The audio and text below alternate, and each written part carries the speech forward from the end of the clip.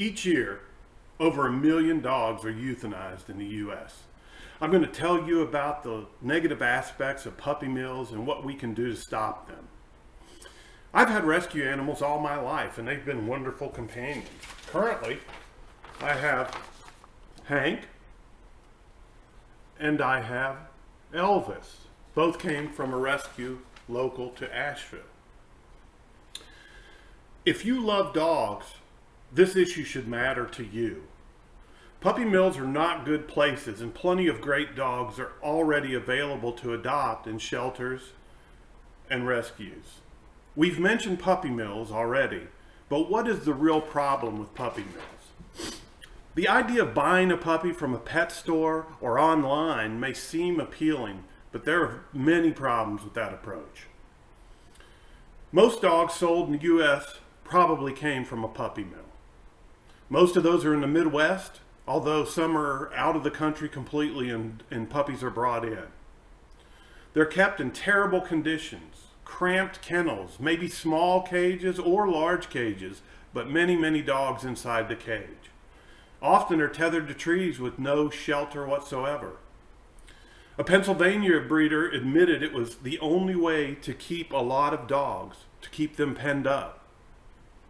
Female dogs are bred 2 times per year and are killed or abandoned when they can no longer produce puppies.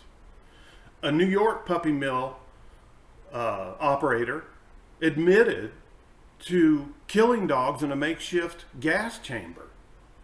He had an airtight container, and he used a tractor engine exhaust to gas these animals to death.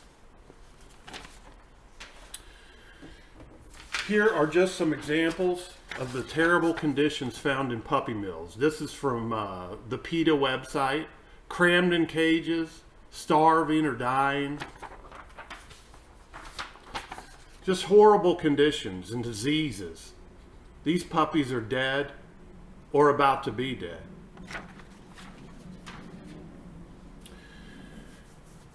Puppies are taken away from their mothers and crated and transported to pet stores, hundreds of miles sometimes, with inadequate food, water, ventilation, or shelter.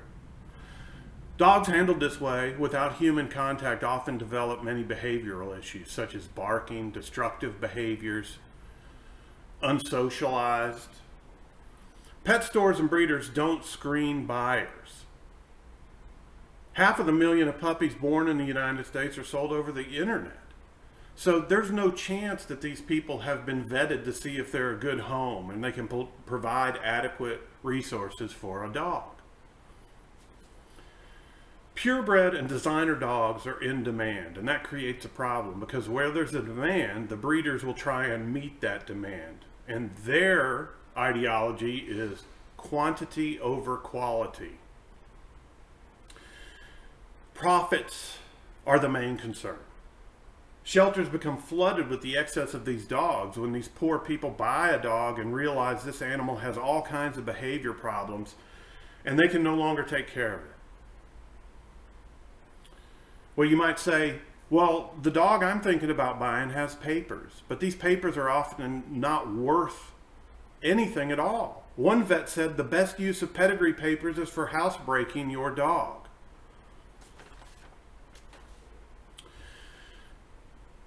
Bringing puppies in from other countries is a problem. They're able to avoid what few U.S. laws there are. Officials report finding puppies stuffed in speaker boxes, screwed into the door panels of cars, or stuffed under seats with their little legs taped to their sides. Thousands arrive yearly and are often sick or dead when they get here. Cases of puppies being found in shrink wrap. There are plenty of available dogs in shelters and rescues, so let's not put dogs and puppies through these unhumane conditions. How do we stop this? We adopt. Now, there are many reasons to adopt a pet other than shutting down the puppy mills. You'll save a life. Not only will you save the life of the dog that you adopt, but you'll free up space in the shelter or rescue for another dog to receive care, shelter, food, water. Many shelter dogs are already house trained, and that's a big one. You won't have to worry about your house being messed up, your rugs, your furniture. It costs less most of the time to adopt an animal from a rescue or a shelter. You don't pay the exorbitant breeder fee, and you often get an animal that's already spayed or neutered. It might be microchipped, it's had all its vaccinations, and it's had problems and disease treated by veterinarians already. It's a great way to fight puppy mills. If there's no market for the dogs, the people will not breed these poor dogs. In conclusion, I think the issues are clear. Puppy mills are terrible places. Plenty of great dogs are available in shelters to adopt. So adopt. Don't shop. You'll get a great animal. You can be proud that you have helped shut down puppy mills. And you'll have a forever friend. Thank you very much.